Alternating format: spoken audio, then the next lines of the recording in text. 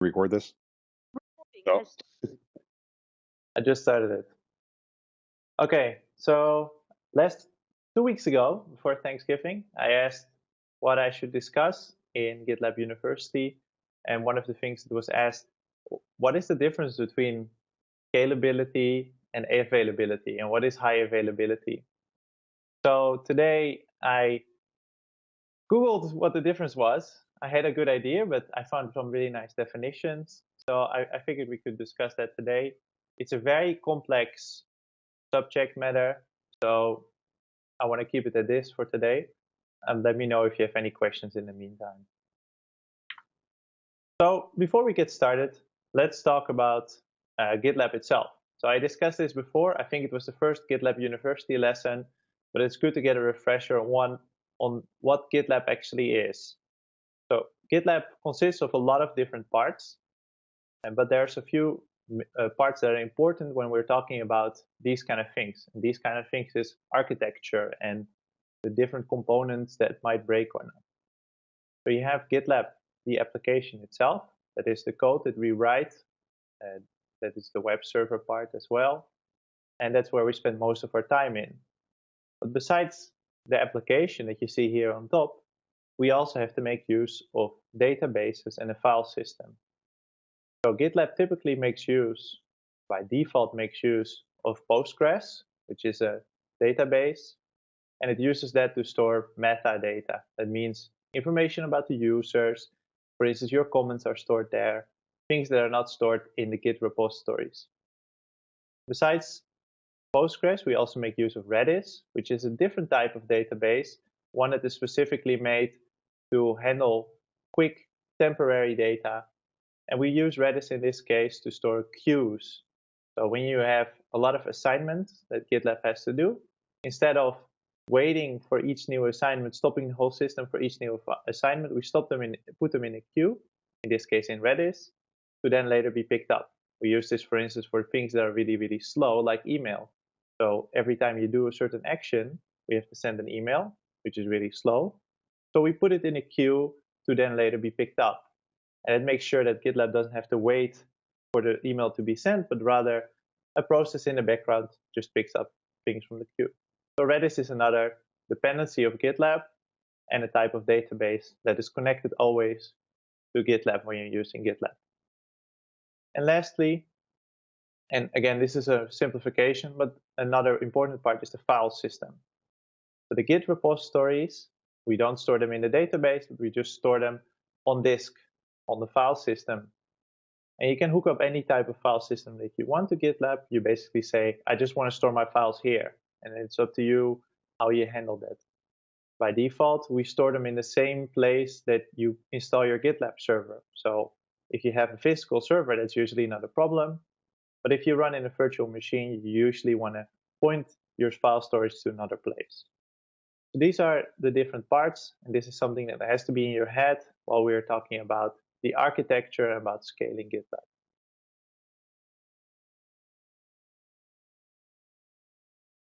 So let's start by talking about scalability.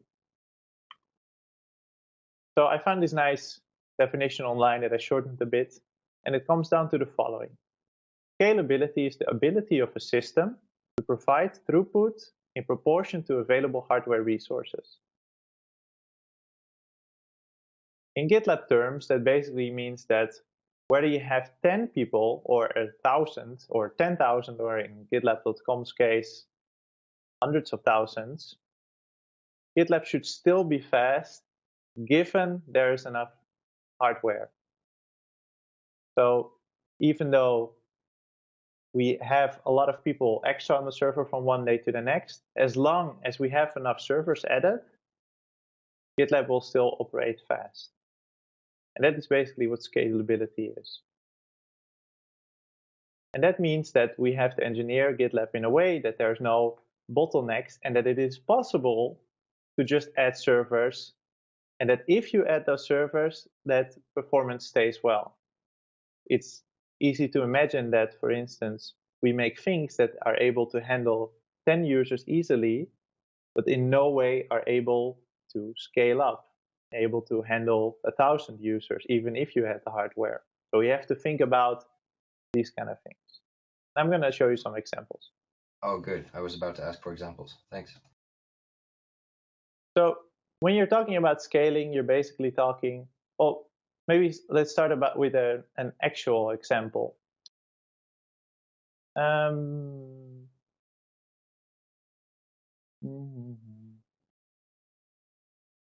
I will go through the types of scaling, and maybe it will explain itself better.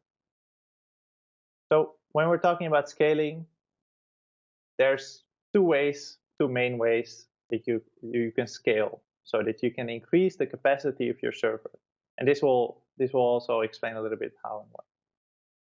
The first type of scaling is vertical scaling. And vertical scaling, when we're talking about servers, we're usually talking about just getting a bigger server to do the job. So let's say that if you're talking about shipping things, because that's basically what the web application does, it ships packages to the user. If we're talking about shipping things, we just take a much bigger truck to ship more things, or a much faster truck or a more powerful truck. So in terms of servers, we would, for instance, add extra memory and more cores. So we would expect that if you add more power to the server, then you're able to handle more users. And this is how, for a very long time, we scaled up GitLab.com, for instance. This is also the way that if you have teams that are up to 100 or 1,000 users, that you can scale up quite well. Because GitLab is made in such a way that if you add more people to it, but you also scale up the server, it will work quite well. That's vertical scaling. Then there is horizontal scaling. And this is more complex, much more complex, because getting a bigger computer is not a really hard thing to do, and adding a little bit of memory is not a hard thing to do. But horizontal scaling is a little bit harder. Horizontal scaling means that rather than making that one machine, that one truck that you have, much faster or much more powerful, we're going to use many more. So we're going to use maybe the same or even smaller trucks, but we're going to have many at the same time in parallel. What that means is that when someone goes to GitLab and says, I want to do something, there has to be some way that that person gets directed to one of the multiple servers that you have put in. And the advantage of this is that because you have multiple servers, each one has a lower load and is therefore able to handle the same things. So in what we do usually with web applications, and in the case of GitLab as well, is we use a load balancer. So rather than when I try to log into GitLab, I am sent directly to the server, first, without me knowing, I go through a load balancer that says, okay, someone is coming knocking, I'm going to send them to this server. And that load balancer can do that in any way. Usually we use round robin, which just does randomly to one of the servers, or 1, 2, 3, 1, 2, 3, depending on the order of people coming in. The reason to use this is because you can pretty much scale up infinitely.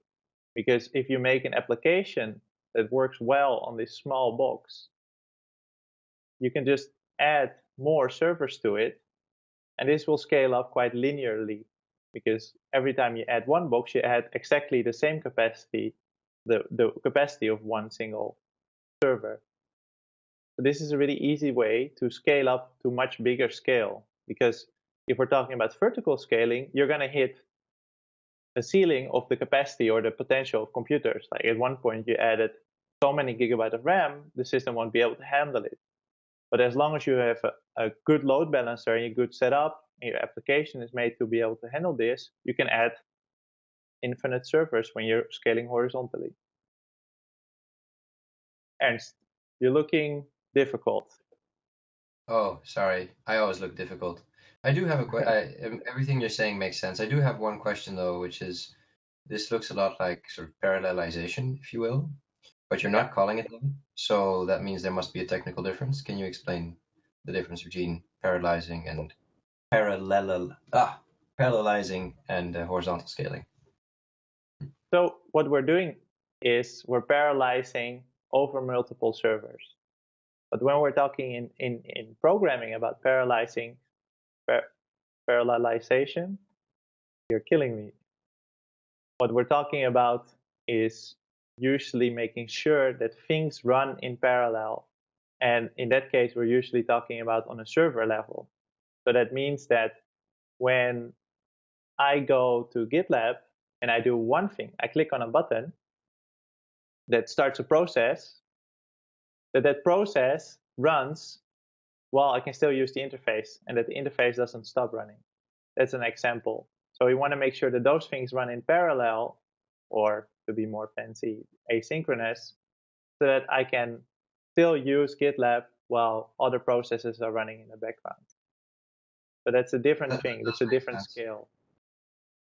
So let me ask this question then. If you have two users working on a single project and one goes to one server through the load balancer and the other goes to the other server through the load balancer, how do they end up still working on the same project? How does the server serve them from the same project? The two different servers serving. Let me check if I have this in my next slides. No. So the way we do this is that the part with the data, so the actual data that you're working with, that is the same for all the users, because all the little servers, the ones that you see here on the bottom, they are connected to the same database and to the same file system. Or they are connected to different databases and different file systems, but that are identical. So those are the two ways that you can do that. In the case of GitLab.com, the little servers that you see here, they are stateless, so they don't contain any data that we can just throw them away and put a new one there, but they all connect to the same database server and they all connect to the same Redis server, etc. Okay, that's what I thought was the answer, so I'm glad to hear that confirmed. And so at what point, so essentially there's kind of a combination, right? You have to vertically scale those single servers, the database server, the file server, or at least to a point, and then you can do horizontal scaling for the traffic. So at what point does the vertical scaling on the single servers for the database and the file servers break? And feel free to tell me that this is not the point of today's talk. No, it is. So these concepts, both vertical and horizontal, they do not only apply to the server part where GitLab runs, they also apply to the servers where Redis runs, where the databases run, and even to the file server. So it's not so much, oh, I'm going to first scale up the app. First, I'm going to scale up horizontally the GitLab servers and then the databases. In the case of GitLab, that's probably what you're going to do. But for other applications, it might be different. And you might start by first having a setup with multiple database servers or multiple file system servers, because the load is there very, very high. So it depends a lot on your application. So the horizontal and vertical scaling applies to every level of the stack. So remember the first image that I showed. You have GitLab, Postgres, Redis, and a file system. All those parts, not always the same way, but all those parts you can both vertically and horizontally scale up. A database needs memory. You might scale it up by adding more memory in a vertical way. However, maybe you want to have your database having a lot of connections, which has a limit per server. So in that case, you might want to scale it up horizontally. So depending on what kind of data, what kind of database, what kind of software, etc., you might choose to do one or the other. And either can be correct and they can be used for different circumstances. Make sense? Yes, thanks. Any other questions?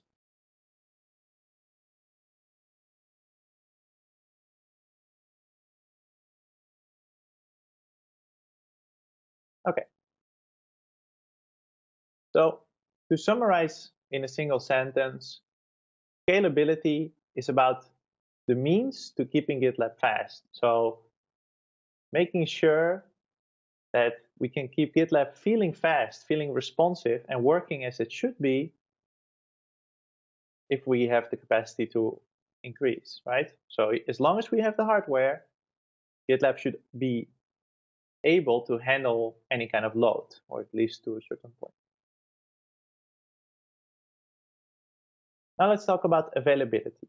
So availability, in essence, is something quite simple. It's a very simple concept. It's the availability of a system is the percentage of time that it works normally. So that's just a single percentage. So if a system is available for half of the time, 12 hours a day, availability is 50%. But because we're talking here about systems like servers that you want to have available always, we usually talk about the nines. I'll get more into detail about the high availability and such later, but this is nice to know. So we usually talk about the nines and the amount of nines that there is. If you have two nines, that means we're talking about 99%. For a server, let's take GitLab.com as an example, that would mean that the server would be down for 3 and a little bit more than half a day a year. That's unacceptable. So when we're talking about the availability of 99%, you have to understand that this is not really good. This is actually quite bad. It means that the server for 3.5 days of the year is completely offline, which is a lot of time for something that you always expect to be online. Something a lot of companies and people strive to is like the 5 nines. So that 99.999% available. It means that the system, the server, or in this case GitLab, is available for the whole year, at most 5 minutes offline. Now,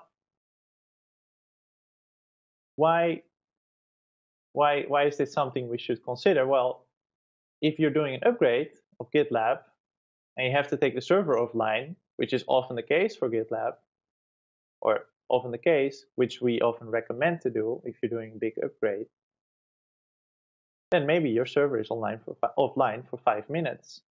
So if you would do an upgrade twice a month, maybe, when the new version comes out and maybe when a patch release comes out, and you would have to bring the server offline every time for 5 minutes, and you won't be able to achieve this high level availability. So this is one of the reasons why it's really why this is a really important subject to many people, because your availability goes down really, really fast. Another thing is that what we were just discussing about scalability, having all these servers, that's all really nice.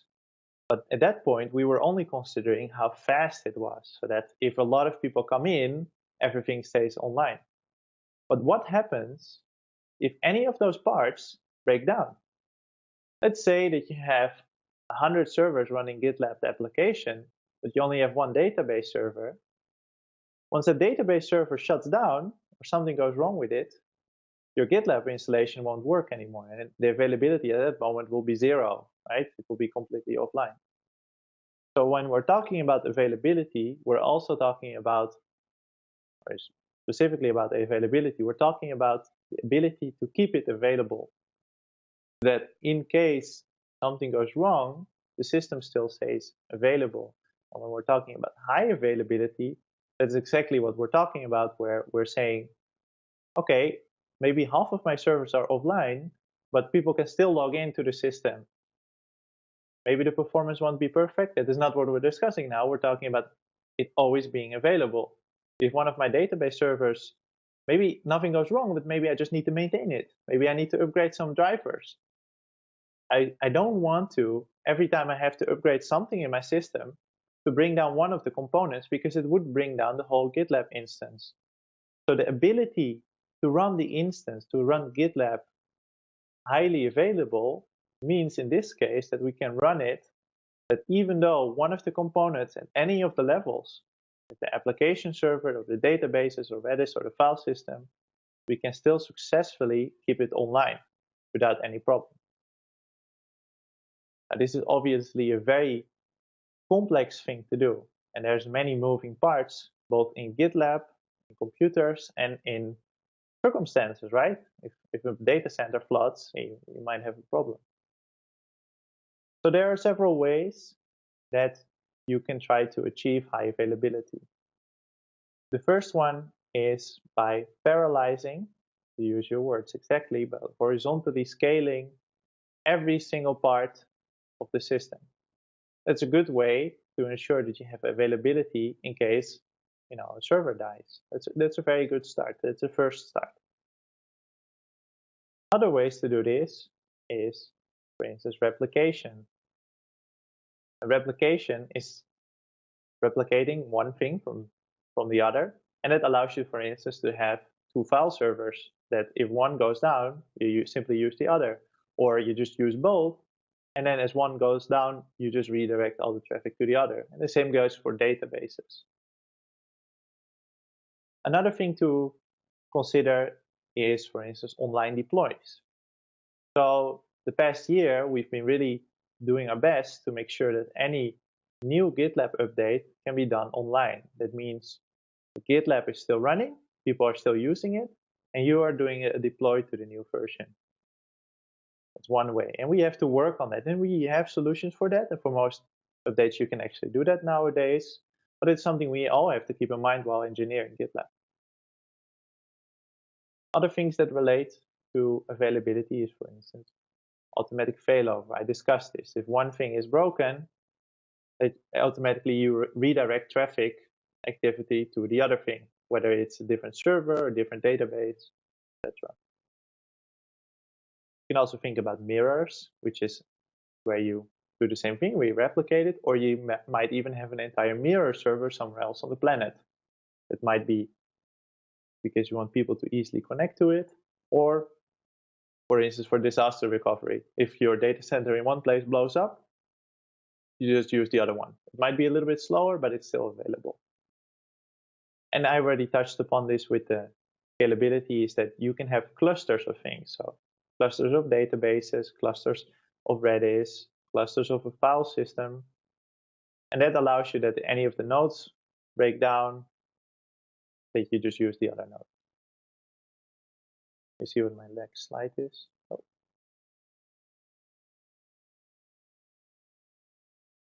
So basically our goal is to be able to achieve high availability. We want to avoid having a single point of failure. Having anything in the whole system that we're interested in keeping highly available, that if it fails, it brings down the rest of the system. So right now on GitLab.com, we are almost at the point where we can say that we are completely highly available. Almost any part of that infrastructure is parallelized, has multiple servers. We have multiple load balancers. And we are now working on making sure the database is highly available. So if half of the database breaks down, the other half will still work. Are there any questions about this so far? Yeah. For me, if we're saying we're high or to where we're at, what in the nines, what would you say we are at, or what we're striving for? Are we striving for the 5 nines, and are we currently at the 3 nines? I don't know it by heart, but it's something you can see on status.gitlab.com. I think we're not near the 5 nines. Of course, that's where we want to go eventually. I think we're now in the 3 nines. I just went to status.gitlab.com. There's not a specific metric that tells us the percent availability. Is that something that can be added? Yeah, I think it's something that we can add. I don't know if we want to, but it's probably something we can add. Of course, it's something that when do you want to measure? Because we hope that with the changes that we make to GitLab.com, it gets more and more stable. But I also heard from a lot of customers that they have a system which can or will achieve 4 nines or 5 nines because they're really careful with doing updates and they try to do everything online, etc.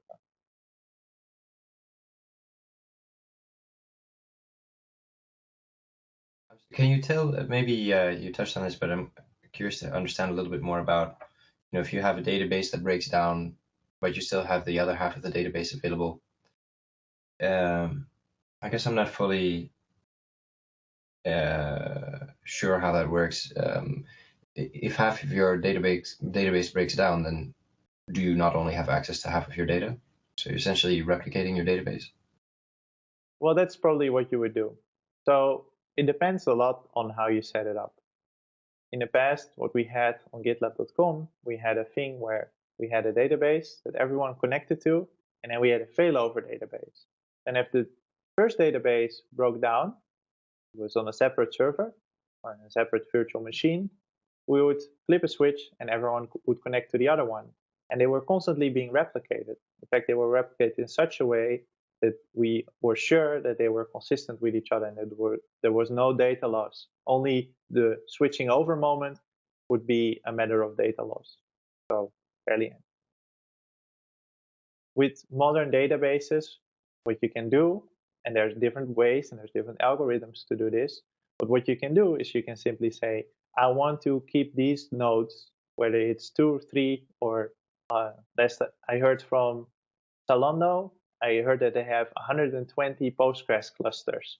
So they have 120 clusters of 3 nodes, and they are all keeping consistent with each other, meaning they are all sharing part or all of a data set, and you use specific algorithms to keep them all in sync, so that if any one falls out, the rest of the network helps restore the data of that one, or at least takes over the task of that one. There's many different ways of doing it, but the gist of it is that yes, we have the same data in multiple places. It depends on the algorithm how you do it.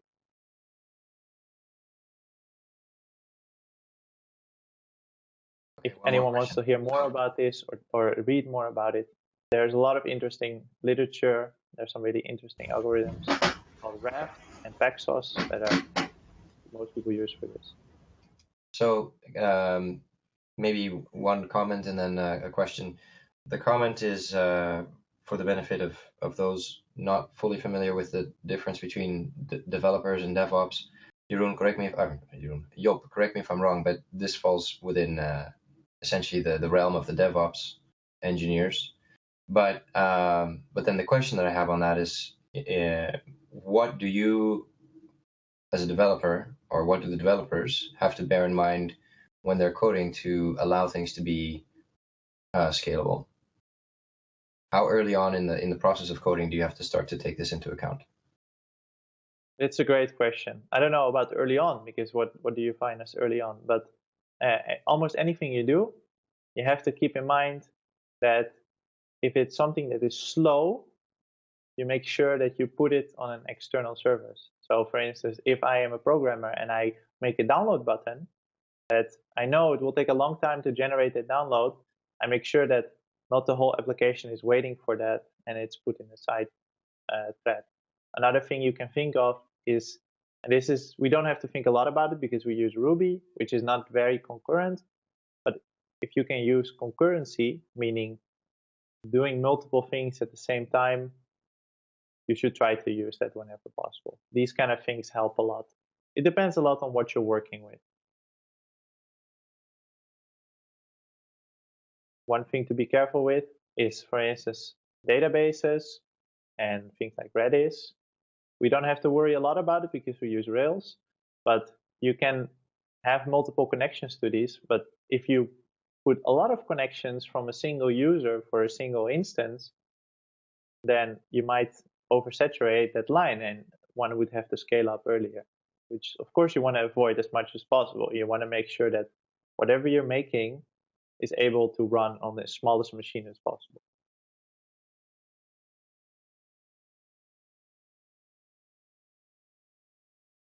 Richard, did you have a question? Yeah, I'm slightly confused as far as GitLab.com is having problems. So when we're talking about availability, and I'm reading about people's downtime, can you just correct me if I'm thinking that incorrectly? That makes sense. Downtime is the opposite of availability. When something is down, it's not available. So when we're talking about GitLab.com and it being down, it means that it's not available. The reasons for that is because we have a lot of incoming traffic. So we are trying to scale up, but what we're seeing is that we're having problems with specific parts of the stack and how they scale up. So we have a few points, sort of bottlenecks that we're hitting, and they move a little bit, and they depend also a little bit on our hoster. So now, right now, we have some problems with Azure, which is why we're moving to a different solution to reduce downtime, to increase availability. But in general, what we're trying to do is to make sure that everything is parallelized, that everything is running highly available, every single part of the stack that I've been discussing, so that we get to a point that if we get a lot extra users, the only real thing we have to worry about is adding new servers, which is something that is quite easy once you set it up. And we're now going to the point of setting that up for every part of the stack. Cool, got it.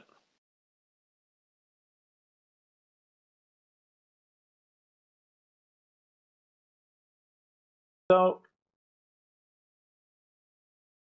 if we want to talk about availability, and I already mentioned this about GitLab.com, what you end up doing is you end up splitting up the stack that once was a little box with each little single thing on a single server, and you move everything to separate VMs. You parallelize everything.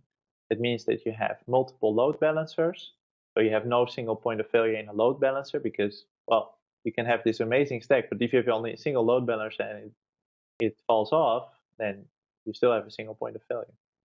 You have multiple app servers where you have GitLab running. And then also of your databases, you have maybe clusters, Redis, Postgres, or in this case, I wrote MySQL, which you can use instead of Postgres. And even your file system, you can have running on multiple nodes or multiple VMs in different types of ways. Especially the file system is something that's very hard. Not a lot of people are doing that intensely. That is something that's not easy to set up, but it's possible. And then what you end up is with a system that can achieve a high 9s, 4 or 5 nines of availability.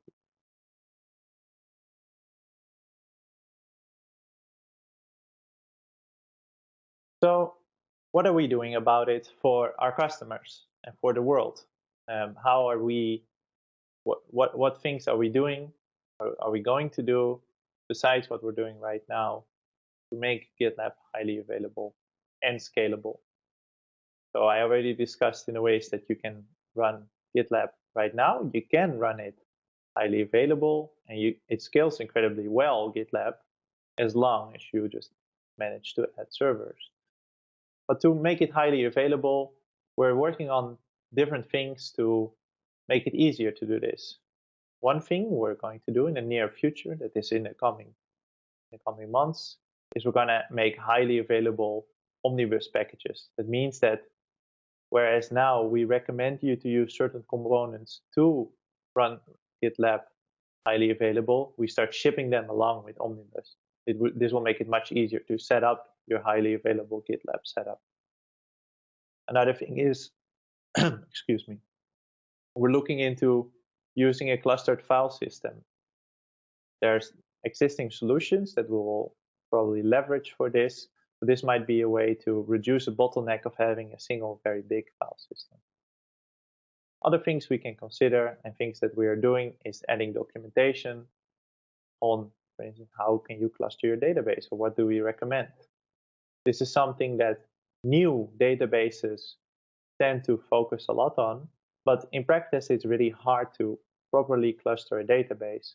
And the databases that we use, Postgres and MySQL, they have solutions for clustered setup.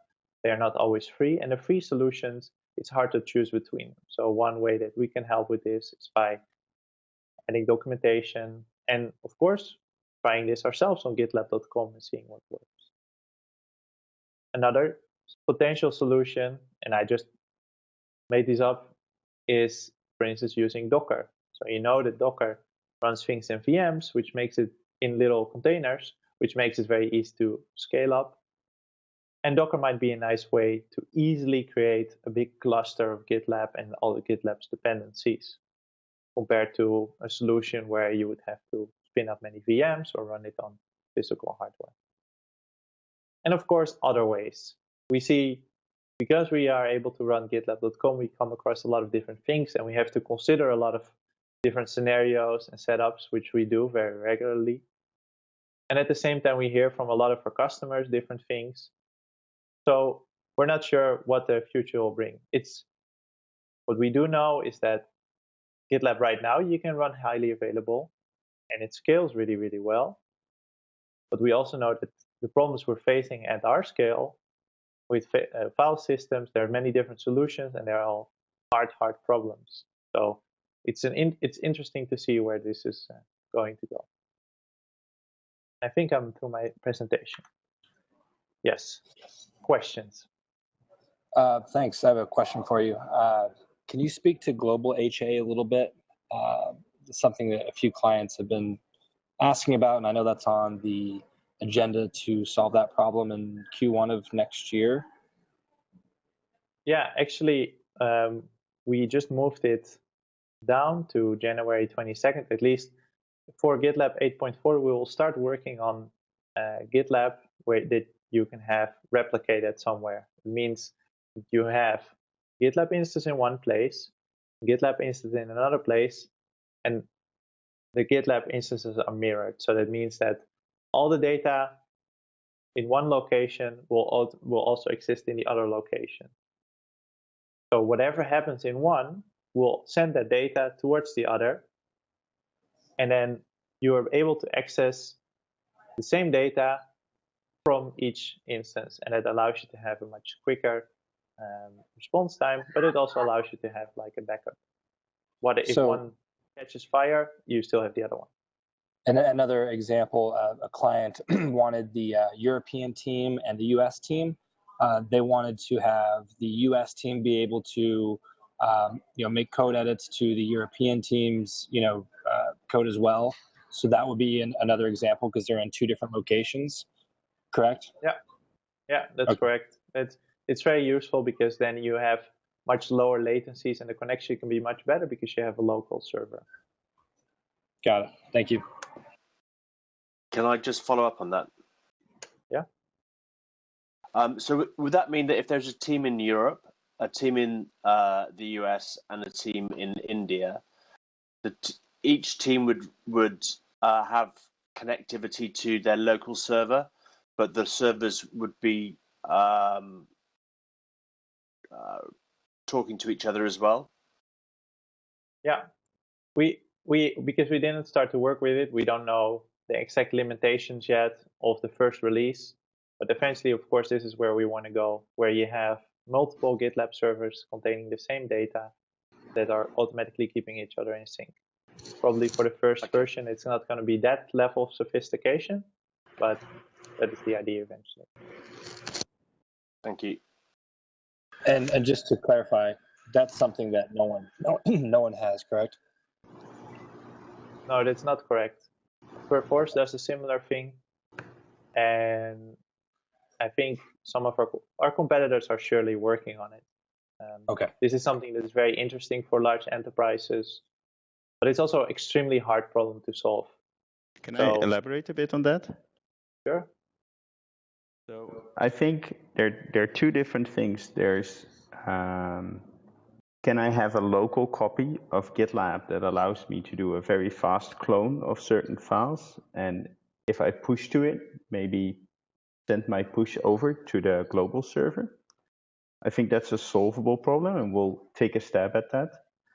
I think what people are also asking for is being able to synchronize all those servers across the world, also for issues and merge requests and stuff like that.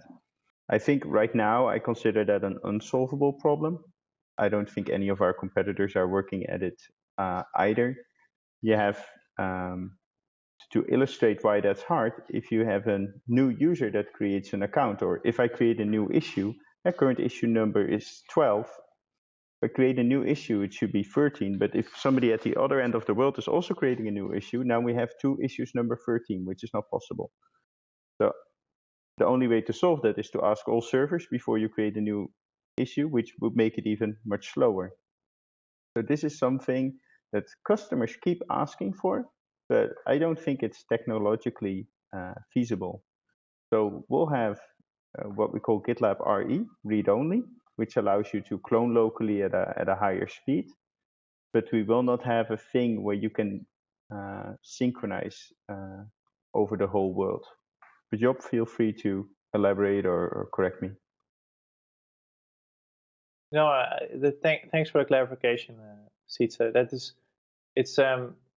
It's a very hard problem to solve. I have good hope that one day we come a little bit closer than having just read only.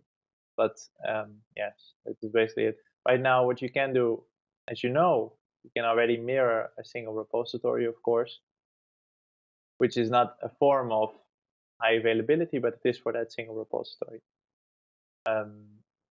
And we can add layers of sophistication to that, which might be adding a little bit more. But yeah, this is an extremely hard problem, as Sietse was saying. Yeah, and so far what we've seen also in the market, you can solve it for the repositories because they're distributed by naturally, like Git. It's a distributed system.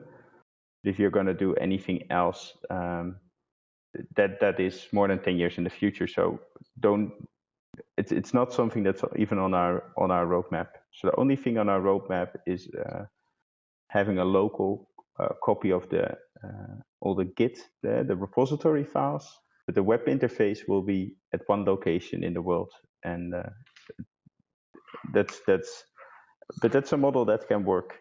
GitLab.com, the other SaaS services, you can have one central location and all work from there. It's more about being able to do a fast clone to your local machine about the big files, or that your CI servers can get quick access. And that's something we're working on, and we hope to have ready in a few months.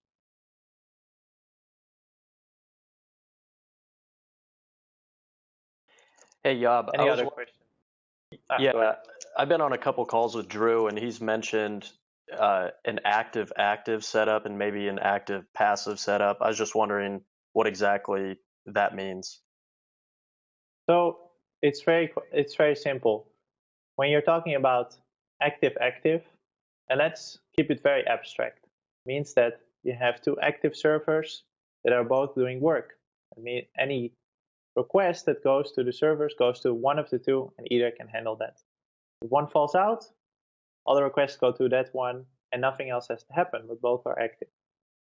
Active passive means is that you have one that is receiving all the requests and is doing all the work, and the other is standing on standby. So if it's a database, maybe it has all the data that is needed. If it's a file system, it might have all the repositories that the first one also has, but it's not working. It's not actually doing work.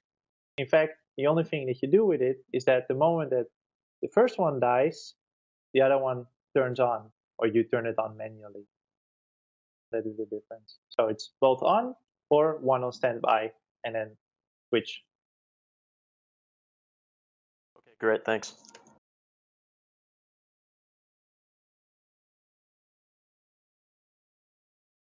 Job, isn't active that both are receiving requests? Yes, I think that's what I said. Okay, yeah, so active is only possible within the same data center, right? It's yeah. I mean, that's only what you really want to have in the same data center, so you don't have big latency. Yep. And I think that many times when customers are asking for active, they have this thing we talked about before, having multiple locations with an active server, which is not something we can do for the web interface. I think, there's a lot of things that you can do in between not having it at all and having it, especially now that we have mirroring.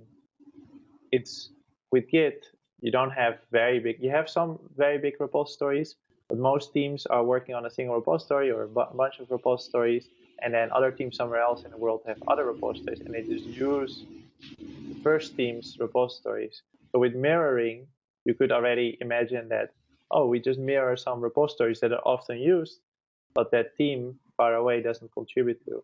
And in that way, they still have quick access to those repositories. They cannot contribute to it, but they still have quick access to them for when they want to need them. So they are mirrored in that way, while the other team can still use it as normal. But you don't have to have this non-existing setup of having two distributed active servers. So the limitation there is that it's sort of like just read-only mirroring. So the US team, if they're to mirror all of the code from Europe, then they wouldn't actually be able to work on it. They would just be able to see it. Yes, but you can do this per repository, and it can go in any direction that you want with the functionality that we have right now. So this is just repository mirroring only. Yeah. You can already do this.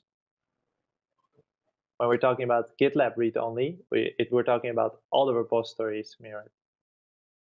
Yeah, but then we're talking about all the repositories and not extra. So it's an exact duplicate of the server. So it's not like North America can get the repositories of Europe as well. No, there's one single location, that's the canonical one, and the other people get an exact copy of that. Nothing more, nothing less.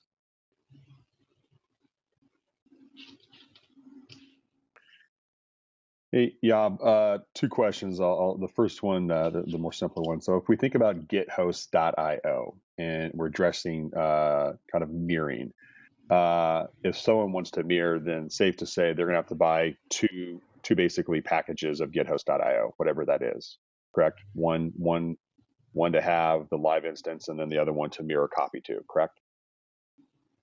Yes, that's correct. But okay, there would have to be I'm not sure about the zones of GitHost where they are available, but yeah, that's what it would come down to. Maybe we can think of something by the time we actually release the read-only. If you're talking about repository mirroring, of course it's the same deal. But you would only do that if you would actually have a faster connection in a different zone. When someone would request that with GitHost, I would be a little bit surprised though. We should probably talk with them. Okay. And then the other thing, whether it's GitHost or someone on their own servers, is how does someone know, or what type of guidance can we give a business on when they need a bigger server? Like when do they need to go from 32 gigs to 164 gigs or whatever it is? This is something that our service engineers will be able to help with. So we give guidelines, we have guidelines in the repository, in the documentation about the size of the server. Of course, this also relates to usage, but this is something that is a little bit more custom than that. Okay. You want to scale up before you hit performance problems, of course, like running. You want to drink before you get thirsty. But if that's not possible, the moment you hit performance problems, you should scale up. But that's something that our support can help with and are really experienced with. Yeah, so go back to your thing. You can either scale up, so get larger, or you get more of the same size or more of this of smaller sizes for your scalability. Okay. Yeah, okay. And the thing is that vertical scaling is usually easier. So, and GitLab does a really good job vertically scaling. Like you can, if you make a server bigger, it will handle more. It's just that at one point, it's gonna get so much. With GitLab.com, we saw this. We bought the biggest server we could find, and it wasn't enough. Then you have to think about horizontal scaling. But any customer you talk to, most of them, what's most common is they prematurely scale out. So they have small servers, and they somehow like the concept of using multiple servers, and they scale out before it's needed. I think that there are only there are a handful of customers, or there are handful of customers, but those are in the tens that actually need to scale out. But it's when you're over 5,000, 10,000 users. If you're below that, you just get a bigger server and save yourself a whole lot of work. And that should be our advice. I can't agree enough with this, because this is something we see so often. People start with a high wanting to set up a high available setup before they even start to use GitLab, when they're using 100 people it's really not necessary. You can easily run it on a big server, and you'll have a really fast GitLab. It will work great. It'll be really easy to maintain. I'm humming there just to play that back. So like if we're giving some consultation in the sales process to clients, the recommendation is one server, just the largest server out there, can handle that 5 to 10,000 users. So people that are in hundreds or even 1,000, they don't need to have multiple servers to address the availability. They can just use a bigger server. Yeah, in most cases, yes. Thousands is maybe something depending on how many thousands, but hundreds, sure.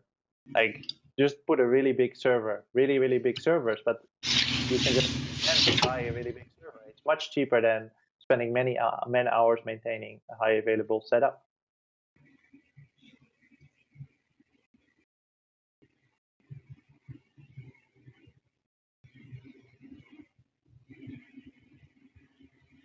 Okay. If there are any more questions, feel free to email me or put them in Slack channel. I will send again a nice exam to you all. And that was it for today. Have a nice day. Hey, Job, just before you go, I just put some links in the chat window there about, so Perforce is a little bit ahead of us in this regard in terms of global scalability, HA, and all that sort of thing.